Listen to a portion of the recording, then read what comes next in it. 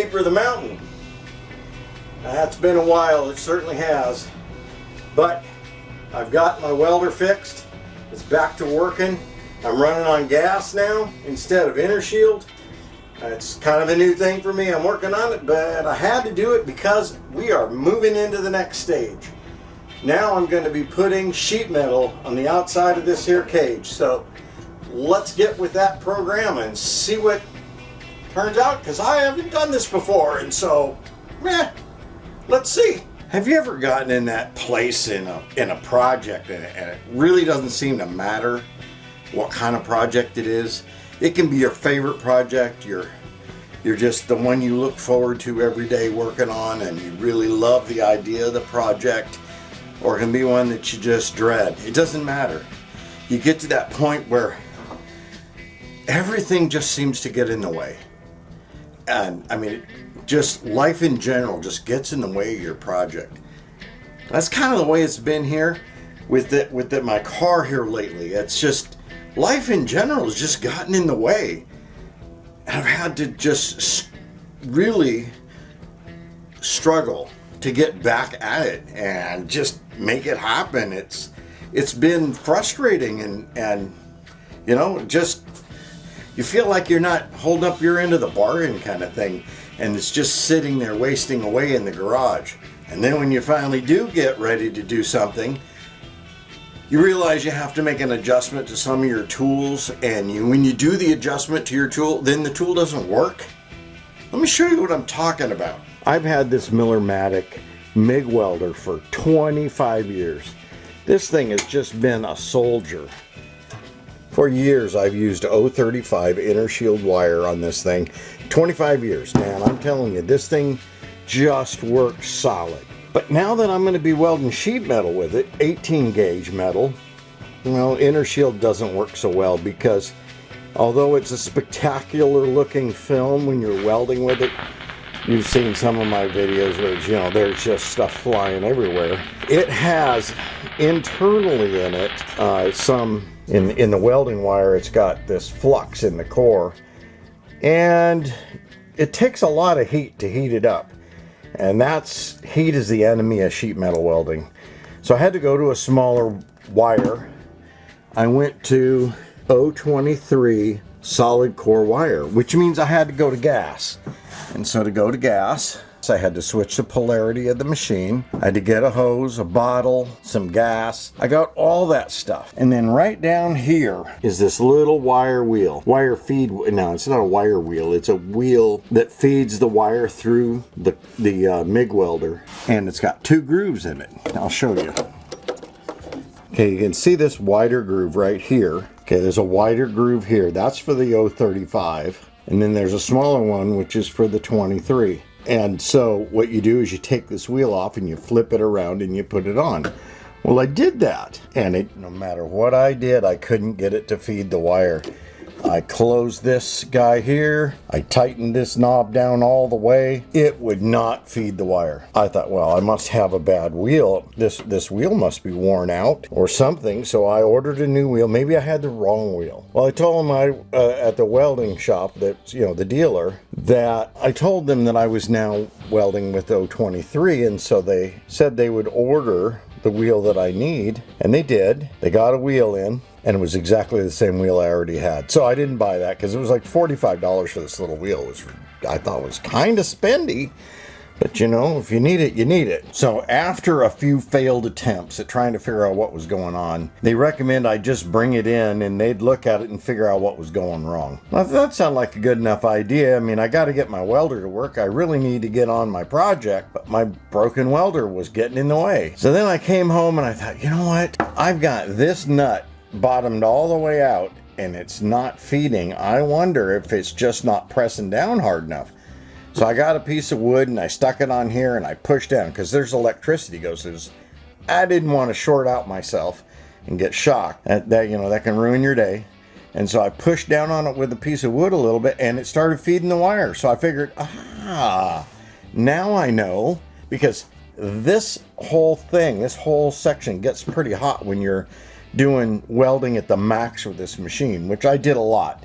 And there was a lot of frame welding I did with this machine, and it just got so hot it would limit out. So this got really hot. And what that did was it made this spring here forget what time of year it was. It thought it was fall, not spring. And so what happened was it didn't push as much as it should. So I put a nut and a washer in here as a spacer, and now I've got enough pressure and it works. So now I can use my welder with the 023 wire, and I can weld sheet metal. Now I can start building the body on my car and back at the project.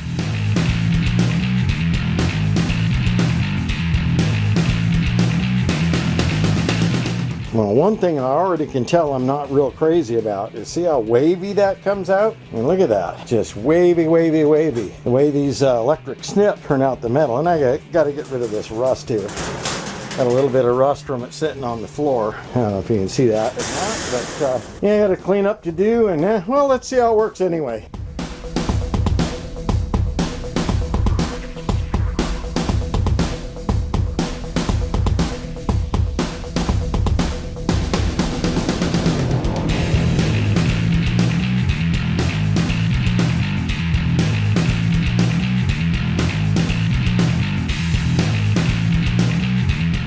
Seeing that I'm out of gas on my welder, I got to get more gas. I'm going to have to clamp this up and stitch it in, but you can see how the metal's going to start going around the edge, and I've just got to make it work. I got to force it into place and, you know, shrink it where I need to and stretch it where I need to, and, you know, like the saying goes, every piece of metal right up until the paint dries is subject to the hammer.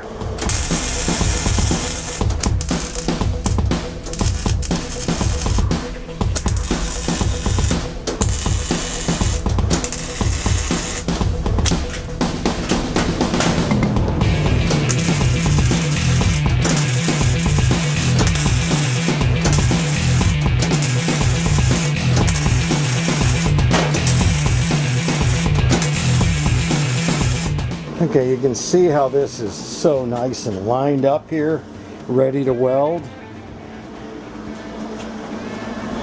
This is why. All those magnets holding everything together. Now I'm just going to tack weld that together, just like I did right here on this one. Then I will lift it up in the back, because you'll see back here, it's down almost an inch.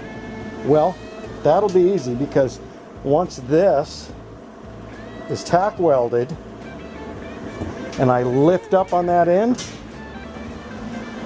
see that big gap right there, right here? Yeah, this is what happens to it.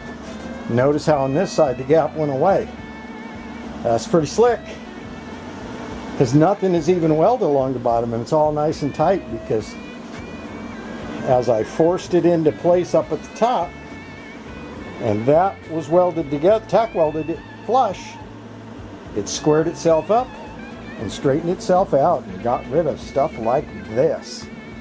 So let's see if lightning can strike in the same place twice. I mean, you know, I've been wrong before. Let's find out.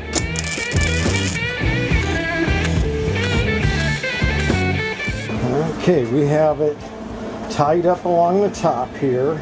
I haven't pushed this around yet, but I will. That'll be no big deal. Now, what about the bottom? Now, it came in nice and tight here, but on this side, yeah, still got a little bit sticking out. Now I have a choice there. I can either leave it, and when I put the floor in, I can weld the floor to the wall and it'll be solid, or I can slice this and shrink it in. No, I'll have to think about that one. I will compare it to the contour on this side. This side, I really like how it turned out exactly. This other side, not so sure. So what I'll do is I'll get a profile of this side and check it against the profile on this side and get them as close as I can to being the same with each other. Yeah, that's what I'll do. All right, well, I'm going to button this up and I'm going to call it a day.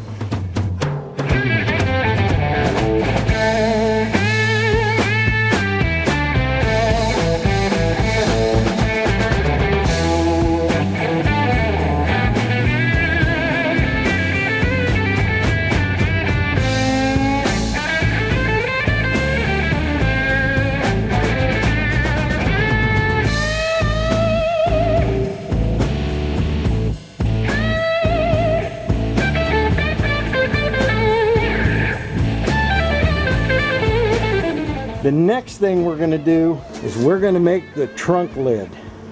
That's going to be fun. That'll be the next video. I'm going to have to get some more gas for the welder and to make sure I've got enough, and some more sanding stuff because I got to sand. Now right here is the trunk lid, but the problem is it's considerably wider but down here at this end, and it's just right at this end.